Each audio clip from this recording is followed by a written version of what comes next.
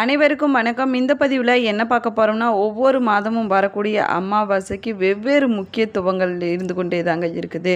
அதே போல் ஆனி மாதத்தில் வரக்கூடிய அமாவாசை பார்த்திங்கன்னா தேவர்களின் பகல் காலமான உத்தராயண காலத்தின் கடைசி அமாவாசையாகவும் சொல்லப்படுதுங்க. ஆனி அமாவாசை எப்பொழுது தொடங்குகிறது, முன்னோர்களுக்கு தர்ப்பணம் கொடுப்பதற்கு உகந்த நேரம் என்ன, ஆனி அமாவாசையில் என்ன செய்யலாம் என்ன செய்யக்கூடாது, ஆனி அமாவாசையின் முக்கியத்துவம் என்ன என்பதை பற்றிய சுவாரஸ்யமான தகவல்களை தெரிஞ்சுக்கலாம். வீடியோவை ஸ்கிப் பண்ணாமல் முழுசாக பாருங்கள். நிறைய பயனுள்ள தகவல்களை தெரிஞ்சுக்கலாம். வாங்க வீடியோக்குள்ளே போகலாம். உங்களுக்கு ஜோதிட ரீதியாக சந்தேகம் இருந்தாலும் சரிங்க, தனிப்படையாக ஜோதிடம் பார்க்க விரும்பினாலும் சரி, இந்த வீடியோவுக்கு கீழே டிஸ்கிரிப்ஷனில் வராகி அம்மன் ஜோதிட நிலையத்தோட தொலைபேசி எண் கொடுத்துருக்குறேன். இந்த எண்ணுக்கு தொடர்பு கொண்டு பேசி பாருங்கள். உங்கள் வாழ்க்கையில் இருக்கக்கூடிய அனைத்து பிரச்சனைகளுக்கும் சரியான தீர்வு கிடைக்குங்க. பஞ்சாங்கம் மற்றும் தமிழ் நாள்காட்டியின் அடிப்படையில் பார்த்தீங்கன்னா 12 மாதங்களில் 3வது மாதமாக வரக்கூடியது தாங்க ஆனி மாதமாகுங்க. இந்த மாதத்தில் பார்த்தீங்கன்னா சூரியன் புதன் ராசியான மிதுன ராசியில் சஞ்சரிக்கும் காலந்தாங்க ஆனி மாதம்னு சொல்லப்படுது. ஒவ்வொரு மாதமும் வரக்கூடிய அமாவாசையும் ஒவ்வொரு முக்கியத்துவத்தை கொண்டிருக்குதுங்க.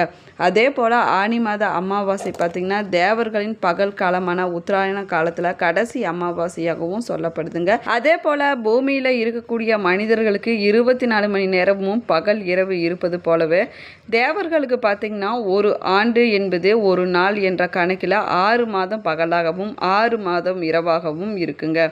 6 மாத பகல் காலம் தை மாதத்தில் இருந்து ஆனி மாதம் வரை நீடிக்கக்கூடிய காலம்னு சொல்லலாங்க. அதே போல் 6 மாத இரவு காலம் என்பது ஆடி மாதத்திலிருந்து மார்கழி மாதம் வரையிலான இருக்கக்கூடிய மாதமாகவும் சொல்லப்படுதுங்க. தேவர்களுடைய பகல் காலமான உத்தராயண புண்ணிய காலம் ஆனி மாதத்தோடு முடிவடையுதுங்க. அடுத்து வரக்கூடிய ஆடி மாதத்தில் பித்ருக்கள் பூமிக்கு வரக்கூடிய தாட்சாயண புண்ணிய காலம் தொடங்க இருக்குதுன்னு சொல்லலாங்க. ஆனி மாத அமாவாசை பார்த்திங்கன்னா 2025 ஜூன் 25 புதன்கிழமை அன்னைக்கு வருதுங்க.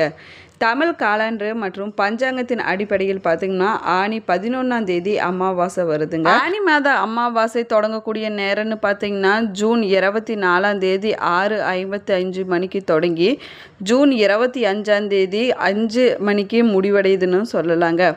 ஆனி மாத செவ்வாய்க்கிழமை மாலை அமாவாசை திதி தொடங்குதுன்னு சொல்லலாங்க. அடுத்த நாள் புதன்கிழமை மாலை 5 மணிக்கு முடிவடையுதுங்க. உதய திதியின் அடிப்படையில் அமாவாசை புதன்கிழமை அன்னைக்கு கடைபிடிக்கப்படுதுன்னு சொல்லலாங்க. புதன்கிழமை நண்பகல் 12 மணிக்கு அமாவாசை நாளில் முன்னோர்களுக்கு தர்ப்பணம் கொடுக்கறதுக்கு ஏற்ற நேரமாகவும் சொல்லப்படுதுங்க. கிரகங்களின் பயிற்சி மற்றும் ஒவ்வொரு ராசியும் சஞ்சரிக்கும் அடிப்படையில் சூரியன் மற்றும் சந்திரன் ஆகிய 2 ஒளி கிரகங்களுமே ஒரே ராசியில் ஒன்றாக சேரக்கூடிய நாள் தாங்க அமாவாசை நாள்னு சொல்லப்படுது.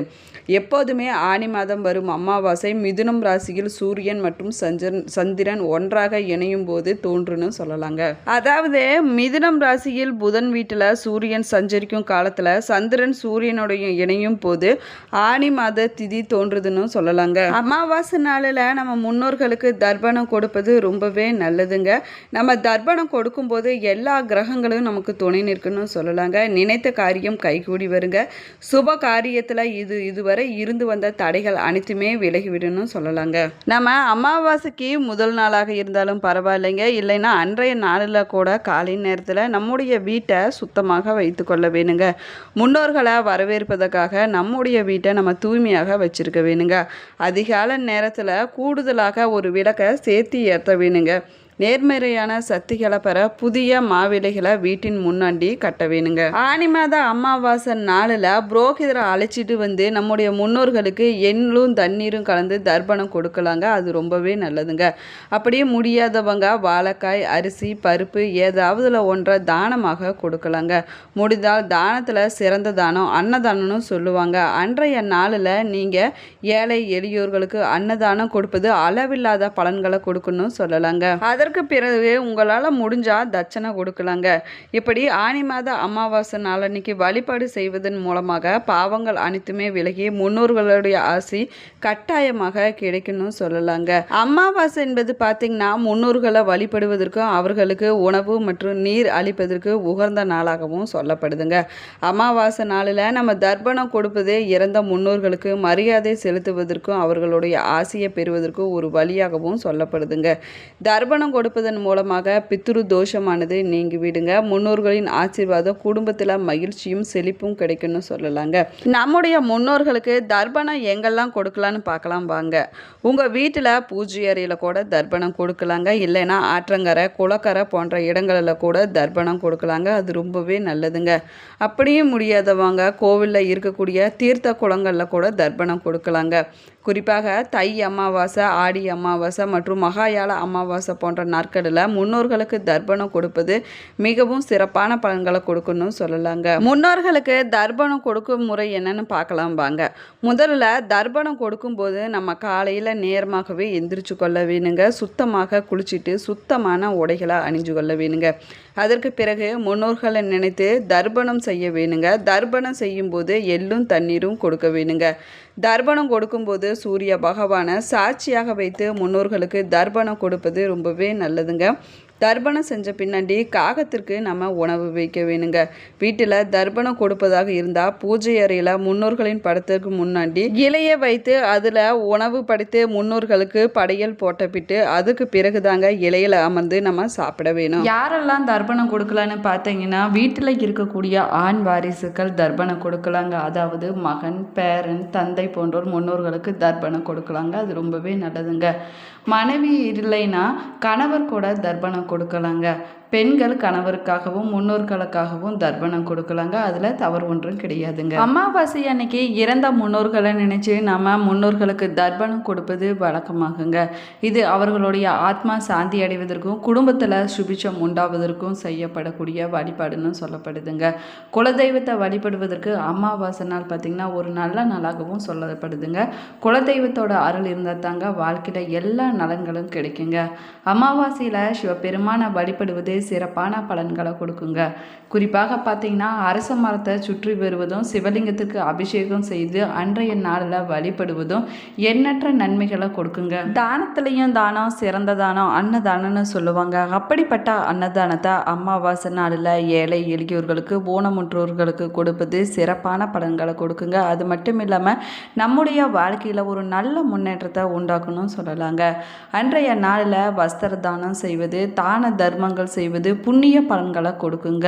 அதே போல் அமாவாசை நாளில் துர்க்கை, பைரவர் போன்ற உட்கர தெய்வங்களை வழிபடுவதன் மூலமாக நமக்கு இருக்கக்கூடிய அனைத்து விதமான துன்பங்களும் பறந்து விடுங்க. அது மட்டும் இல்லாமல் துர்பரணங்கள் ஏற்படாமல் கூட தடுக்க முடியும்னு சொல்லலாங்க.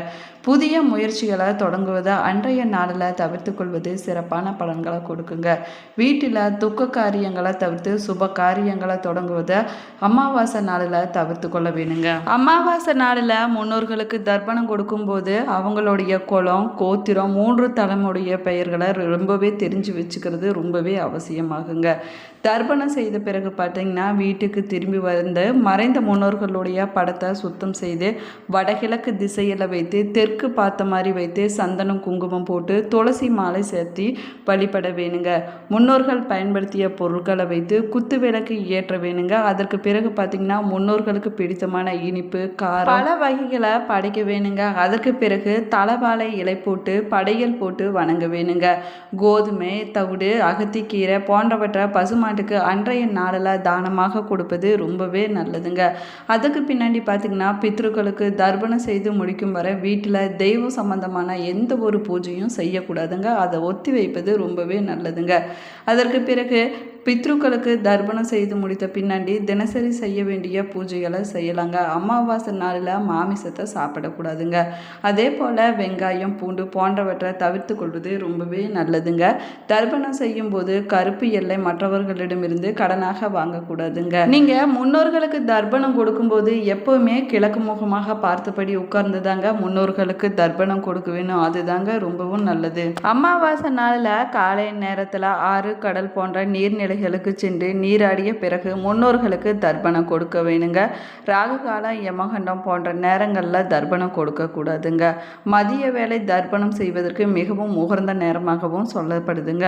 அந்த நேரத்தில் நீங்கள் முன்னோர்களுக்கு தர்ப்பணம் கொடுப்பது ரொம்பவே நல்லதுங்க. அமாவாசை நாளில் நம்ம முன்னோர்களுக்கு தர்ப்பணம் கொடுப்பதன் மூலமாக முன்னோர்களுடைய ஆசை நமக்கு பரிபூரணமாக கிடைக்குங்க. அது மட்டும் இல்லாமல் பித்ரு தோஷம் நீங்கி விடுங்க.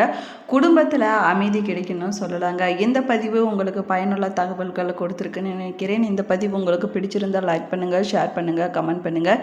இன்னும் சேனலை சப்ஸ்கிரைப் பண்ணாமல் இருந்தீங்கன்னா சப்ஸ்கிரைப் பண்ணிக்கோங்க. கூடவே இருக்கிற பெல் ஐக்கானையும் கிளிக் பண்ணிக்கோங்க. Thank you friends.